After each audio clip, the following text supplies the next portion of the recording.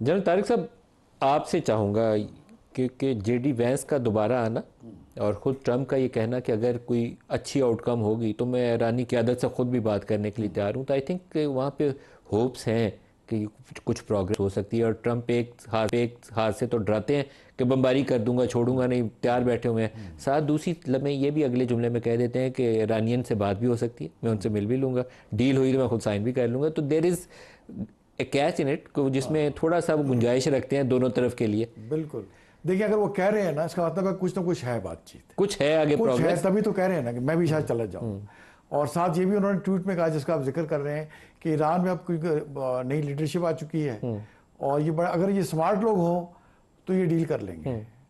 और जब से हमारे फील्ड मार्शल साहब वहाँ से होके आए 3 दिन का विजिट करके, तो देखें कि एक अच्छी खासी पाकिस्तान की अंडरस्टैंडिंग तो ईरान के साथ है। और जब बातचीत करके, और अभी जितनी भी स्टेटमेंट सारा दिन आती रही कि हम डेलीगेशन नहीं भिजवा रहे, बट उन्होंने कभी ये नहीं कहा कि जो है फाइनली हम नहीं भेज रहे, वो सोच रहे हैं।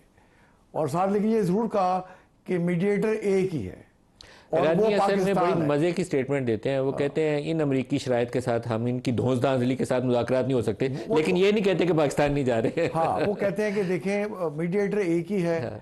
हुई टॉक्स तो पाकिस्तान में होंगी, लेकिन हमने जो देखा है पिछले 9 सदी में ऑलमोस्ट, कि ये अमेरिकन बातचीत करके पीछे हट जाते हैं।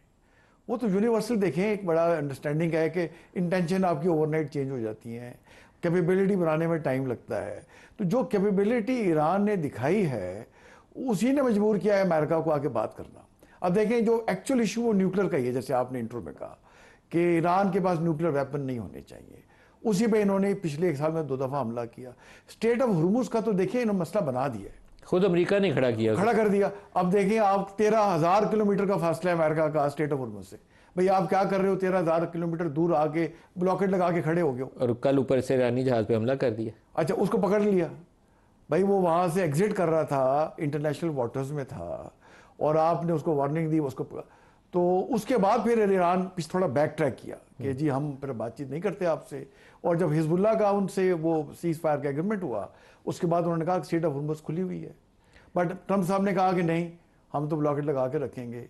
भाई कैसे लगा के रखोगे, इंटरनेशनल बात वाटर्स है। जाहिर करती हैं कि पाकिस्तान ने ट्रंप को ये कन्वे किया है कि आपकी ये जो पोस्चरिंग है स्ट्रेट ऑफ हॉर्मुज़ में, ये मुज़ाकरात को आगे नहीं बढ़ने दे रही, तो बैक ऑफ पीछे। तो दोनों को बताया देखें कि आप काफ़ी सारा हमने डिस्टेंस कवर कर लिया है। एक पॉजिटिव नोट पे इस्लामाबाद टॉक्स जो शुरू में हुई वो ख़त्म हुई थी, उससे बातचीत आगे चलनी चाहिए।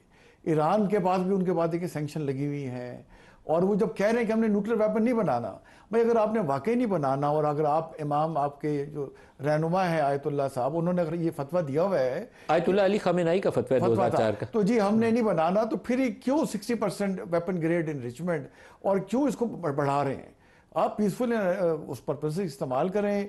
और ठीक है, अमेरिका के एक एक्सट्रीम पोजीशन है कि 0%, भाई 3 से 5% तो इंटरनेशनल एटॉमिक एनर्जी अथॉरिटी के तहत आपको IAEA की तरह अलाउड है।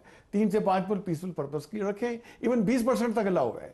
20% जब क्रॉस करते हैं वेपन ग्रेड में आ जाते हैं, उसके बाद फिर लोगों के रेड उसके बाद मसाइल शुरू होते हैं। तो मेरा ख्याल है बेटर सेंस विल प्रिवेल। और ट्रंप साहब की जो लेटेस्ट ट्वीट आई है कि मैं खुद भी आ सकता हूं अगर बातचीत आगे बढ़ी, दैट मीन्स कि जेडी वाइस साहब तो आ रहे हैं, और अगर इस बातचीत में डेवलपमेंट होती है सब्सटेंटिव, तो शायद वो भी आ जाएं। मेरा ये ख्याल है कि राउंड 2 तो बस होने जा रहा है, और शायद इसको राउंड 3 भी हो। आपको लगता है कि 3 भी हो? जी, मैं भी।